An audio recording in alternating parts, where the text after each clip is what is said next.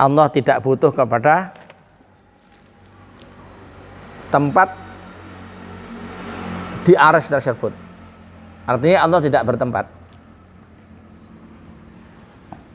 Arsy itu besarnya luar biasa, mempunyai halaman 600.000 halaman.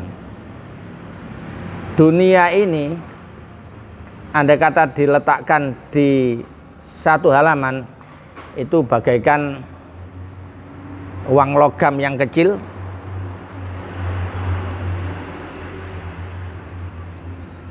ditaruh di satu kabupaten.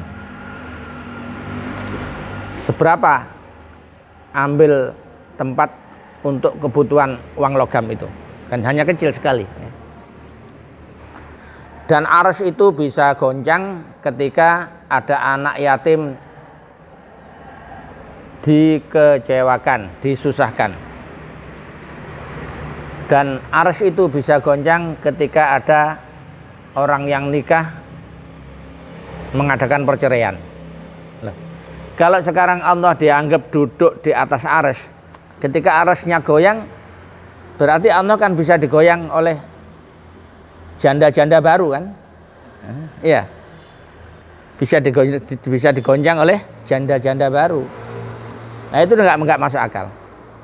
Kemudian nanti di hari kiamat semuanya ya, pada hari kiamat semuanya lebur. Semua makhluk, karena arsy ini juga makhluk. Arsy pun juga lebur. Dengan kun fayakunnya Allah lebur semuanya. Loh, ketika arsy lebur ini, kalau Allah itu katanya bertempat di arsy, terus Allah pindah kemana? Nah, kalau mereka mengatakan bahwa Allah bertempat di arsy, kalau arsy-nya lebur berarti dia harus memberikan solusi. Allah pindah ke tempat yang mana? Karena yang enggak lebur hanya Allah. Kullu syai'in halikun illa wajhah. Semuanya lebur kecuali Allah yang enggak lebur. Terus Allah pindah di mana kalau semuanya sudah lebur? Kalau Allah dianggap bertempat di arsy.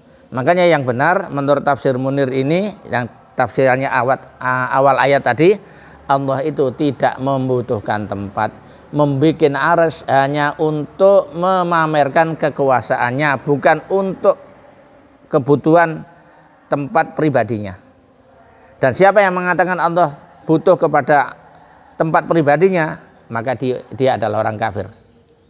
Berarti yang mengatakan Allah bertempat di arsy itu orang-orang kafir. Orang kafir mengajak kita kembali kepada Al-Quran. Orang yang meninggalkan Quran dia sendiri kok malah sekarang ajak kembali Quran. Wes iso Kang, gak usah sampean jak, aku wes iso. Gitu jawabnya ya. Kasep sama ajak. Wong aku gak tahu nang ndi kok dijak kembali Quran. Yang meninggalkan Quran kan Anda, bukan saya. Saya nggak akan kembali ke Al-Quran, tapi karena Al-Quran sudah saya kantongi dalam hati saya, jadi saya nggak pernah meninggalkan Al-Quran. Iya, itu isinya. Ya, mudah-mudahan ini ada tambahan ilmu yang bermanfaat sehingga kita wa alaihi falyatawakkalul mutawakkilun wa alaihi tawakkaltu, kepada Allah aku berserah diri. Ya. Karena semua makhluk butuh kepada Allah, tapi Allah tidak butuh kepada makhluknya.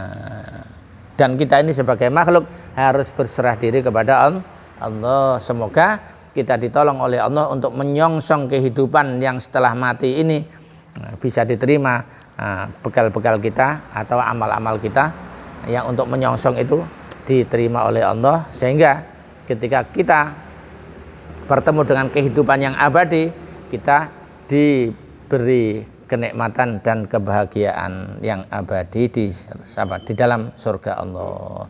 Semua kesalahan-kesalahan kita taubati. Ayo, asyhadu an la ilaha illallah wa asyhadu